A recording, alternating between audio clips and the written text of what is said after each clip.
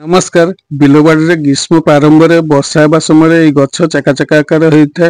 यहाँ पिता शाग बंगाल को गिमा शाग बोली कहती। हाट बजार रास्ता कड़े यहाँ पत्र धरी शाग बिक्री कर देखा जाता है। यह कफ पित्त दोष को नाश करे बा कफ पित्त दोष जनित रोग उपकारी एवं यही कफ पित्त दोष को बैलेंस को आने शरीर जंडिस को भल करे रक्तहीनता होगा दे न था। स्प्लीन लिभर रोग अमृत तुल्य स्प्लीन लिभर को फंक्शन करिवारे साहाय्य करे।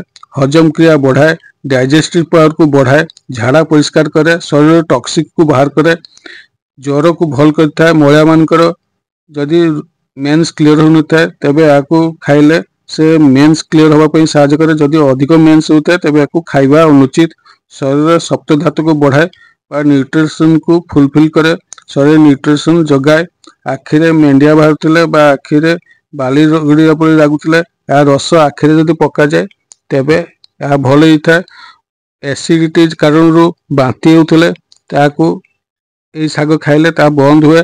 या साधारण बिल हुड़ारे होता गछ साधारणतः गरीब गाँव में बास कर लोक मैंने अति आदर्श सरकार भात तरकारी भाव खाई था। या द्वारा बिना खर्चरे विभिन्न रोग को भल कर साहाय्य करता है। कौन सार बा कीटनाशक औषध पड़े ना।